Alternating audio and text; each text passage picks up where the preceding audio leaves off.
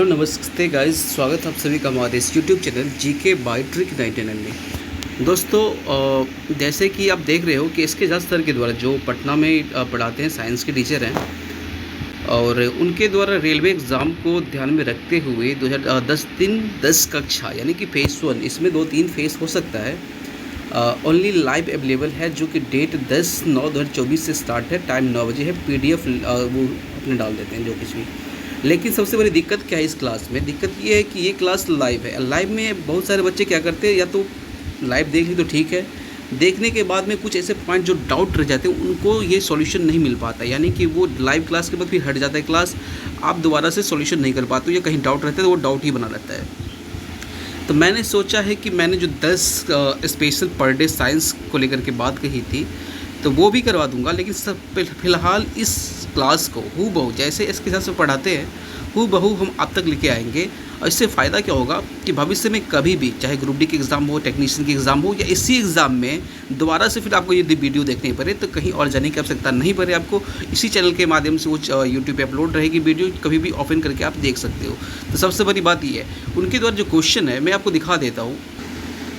देखिए, इसमें आपको क्वेश्चन दिख जाएगी, ये जो PDF है, इस PDF में आपको क्वेश्चन दिख जाएगी, ये बहुत सारे क्वेश्चन इसमें। तो मैंने सोचा कि ये जो क्वेश्चन है, इस सारे क्वेश्चन को हम क्यों ना अपने इस चैनल के माध्यम से करवा दें, ताकि सेम टू सेम हूबहू उनके स्टाइल में, और कोई भी थ्योरी या कोई भी डाउट ना रहे, दोबारा से इस वीडियो को जितनी बार मर्जी उतनी बार देख सको। सारा क्वेश्चन हूबहू हम करवा देंगे चैनल के माध्यम से। तो आप लोगों से एक रिक्वेस्ट करना चाहेंगे, यदि आप इस चैनल पर न्यू हो और आप लोग चाहते हो कि इस सेशन को ठीक इसी तरह करवा दिया जाए, तो प्लीज़ इस चैनल को सब्सक्राइब कर लेना और दोस्तों तक ज़रूर शेयर करना, ताकि कोई भी चीज़ डाउट ना रहे और हम इस चीज़ को आराम से सॉल्व कर सकें। जैसे कि ये हीट का मान के चलो एग्जांपल मैं बता रहा हूँ, सबसे पहले मैं भी क्या करूँगा, मैं जितना थ्योरी है उस थ्योरी को 10 क्वेश्चन ही करवाना एक दिन में, तो उस थ्योरी को पहले मैं बता दूँगा। उसमें जो हाईलाइटेड जो मेन पूछने वाला चीज़ है, देखो सिंपल चीज़ तो आप पढ़ ही रहे हो, जो मेन चीज़ आपसे छूट रहा है उसको करवा देंगे। उसके बाद ये सॉल्यूशन जो है वो सॉल्यूशन सॉल्व करवा देंगे। जैसे H2O अधिकतम घनत्व किस तापमान पर होता है, आपको ये देखनी है। बहुत सारे स्टूडेंट क्या करेंगे, यहाँ पे 4 इस पे मार दें, क्योंकि 4 डिग्री सेल्सियस पे होता है, ना कि 4 डिग्री फ़ारेनहाइट पे। तो आपको करना क्या है, इसमें मैं बता देता हूँ। देखो, इसको सॉल्व कैसे करना है, तो 4 डिग्री सेल्सियस को सबसे पहले एक फार्मूला आपको याद करवा देंगे, कोई दिक्कत नहीं। 1/100, इससे छोटा भी फार्मूला आता है, और F माइनस में 32 आता है, बट्टे में 180 आता है, यानी इस दोनों को जोड़ने पे कितना आना चाहिए, 212। फिलहाल आप यहाँ देखो ये 32 आता है। अब कुछ नहीं करना, इसको काटोगे 0 से कट गया, इसको काटोगे 5 बार में, इसको काटोगे 9 बार में कट गया। अब 9 से मल्टीप्लाई कर सकते हो, लेकिन हमें क्या मालूम है, मल्टीप्लाई अभी नहीं करेंगे। हमें मालूम है कि 4 डिग्री सेल्सियस पे, किस पे, 4 डिग्री सेल्सियस पे होता है, यानी कि सेल्सियस की वैल्यू यहाँ पे हम 4 रख देंगे। क्या रखेंगे, अब फिर से देख लो, यहाँ पे सेल्सियस की वैल्यू 4 रखेंगे, बट्टे में कितना था, यहाँ पे 5 था, और F माइनस में 32 था यहाँ पे, और बट्टे में कितना था, 9 था। अब मल्टीप्लाई करो, 9 चौके 36। अब 5 से इधर मल्टीप्लाई करोगे, नहीं भी करोगे तब भी चलेगा, या कर दो मल्टीप्लाई। तो अब मल्टीप्लाई करोगे तो 36 इस साइड आएगा, अब इधर 5 प्लस में रहेगा 5F माइनस में 32 को 5 से मल्टीप्लाई करोगे तो कितना होता है, 160, यानी 160 को इधर जोड़ोगे तो कितना आएगा, 196 कितना आएगा, 196 आएगा। और ये जो 5 है इससे डिवाइड कर दोगे, 5 से डिवाइड करोगे तो आएगा 39.2 फ़ारेनहाइट, ये कि बी नंबर ऑप्शन का सही होगा। इस तरह से सारी चीज़ का सॉल्यूशन हम करवा देंगे, जैसे कि ये है। अब इस क्वेश्चन में देखोगे तो इसका ऐसा ट्रिक हमारे पास है जिसमें आराम से आप बना सकते हो। ये ग्राफ सबने सीखा होगा बचपन में, यहाँ से 0 से स्टार्ट, 0 1 2 3 4 5 6 7 8 9 10 ऐसे मान के चलो। देखो, आयतन और घनत्व में बहुत सारे स्टूडेंट को कन्फ्यूज़न होता है। तो आयतन क्या होता है, अब देखो, किसी भी चीज़ को किसी भी क्वांटिटी को रखना है, रखेगा कब, जब ये ऐसे होगा, तब उसमें पानी हो, दूध हो, पत्थर हो, कुछ भी हो, ऐसे रख पाएगा, यानी कटोरा की तरफ मान के चलो। तो रखने के लिए सबसे पहले ये नीचे होना चाहिए, यदि हम इसको ऊपर रखेंगे तो डायरेक्ट गिर जाएगा इसमें से। तो ये देखो। अब दूसरी बात मैं बताता हूँ कि ऐसे बात है, घर कैसे लोग बनाते हैं, घर ऐसे बनाते हो ना, घर ऐसे तो नहीं बनाते हो। तो घर से मतलब घनत्व होता है, घनत्व यानी ऊपर की तरफ, यानी घर ऊपर बनाते हो। आयतन का मतलब किसी चीज़ को रखते हो, कटोरा मान लो, तो कटोरा नीचे से आती है। इस तरह से आप याद रखो। अब ऐसे करना क्या है, तो आप देखो एक ग्राफ है, ऐसे करके मान लो, यहाँ 0 से स्टार्ट होता है, यहाँ पे 4 डिग्री पर मिनिमम आयतन की बात करें तो ये 4 यहाँ मान लो, 10 यहाँ मान लो, ठीक है। अब देखोगे कह रहा है कि यदि जल को 10 डिग्री सेल्सियस से 0 डिग्री सेल्सियस तक ठंडा किया जाता है, यहाँ से करता है ठंडा, तो देखो यहाँ पे सबसे ज़्यादा क्या आयतन अधिक है। यहाँ पे यहाँ दिख रहा है कि आयतन यहाँ ऊपर में है, यहाँ से धीरे धीरे आयतन घट रहा है 4 पे आकर के शून्य हो जाएगा, यानी कि बिल्कुल न्यूनतम हो जाएगा। उसके बाद फिर से आयतन बढ़ेगा, कहाँ तक 0 तक जाएगा, आयतन मैक्सिमम हो जाएगा।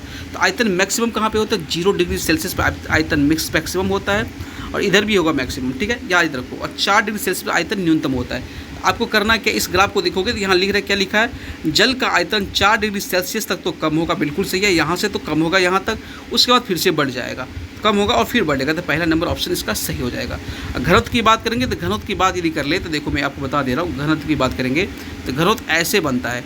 तो घनत्व यहाँ 4 डिग्री सेल्सियस पर घनत्व मैक्सिमम होता है। क्या होता है, मैक्सिमम। देखो यहाँ पे सबसे ज़्यादा है, 0 से बढ़ते बढ़ते यहाँ तक बढ़ेगा, फिर यह 4 के बाद में घटेगा घनत्व।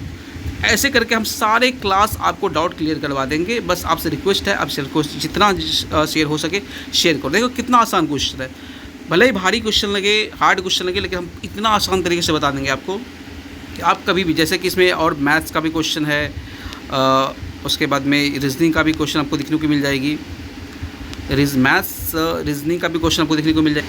मैं आपको बता दूं, देखो मैथ्स का भी क्वेश्चन, रीजनिंग का भी क्वेश्चन, ये उन्होंने टोटल जो क्वेश्चन फंसते हैं उसी हिसाब से डाले हैं, लेकिन इसको हम इतना इजी करके बता देंगे आपको कि कभी भी दिक्कत नहीं होगी।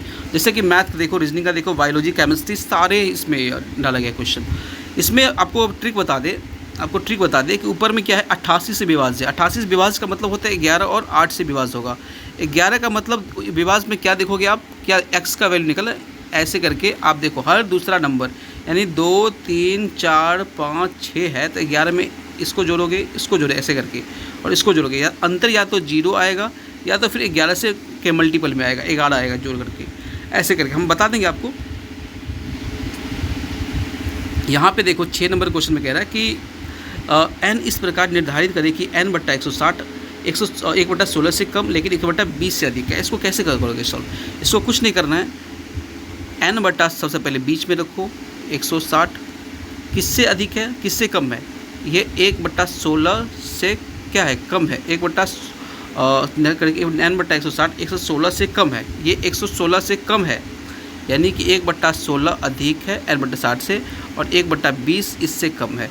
कुछ नहीं करना, आपको एलसीएम ले लेनी है। 160 एलसीएम आता है तो 10 बार भी ये आएगा, 160 को वैसे n के n वैसे ही रह जाएगा। अब 20 को कितनी बार पढ़ोगे, 160 आएगा, तो आपको ये देखिए कि 8 बार पढ़ेंगे तो 160 आ जाएगा। अब नीचे वाले को भूल जाओ, नीचे वाले को क्या करना है, आपको भूल जाना है। तो ऊपर में आ गया 10, इधर n है और इधर 8 है। अब देखो कि 8 से बड़ा और 10 से छोटा क्या होगा, 9 होगा, कुछ नहीं होगा, डायरेक्ट 9 यहाँ पे आंसर मारोगे। इतना इजी तरह से बता देंगे आपको कि आप भी खुश हो जाओगे। कभी भी सबसे बड़ा फ़ायदा ये है कि कभी भी आपको देखने कहीं पे डाउट है तो इस सेशन को एक बार नहीं कई बार देख सकते हो। बस आप लोगों से रिक्वेस्ट करेंगे, यदि आप चाहते हो तो प्लीज़ इसको शेयर कीजिए और येस टाइप कीजिए। तब तक के लिए जय हिंद, जय भारत।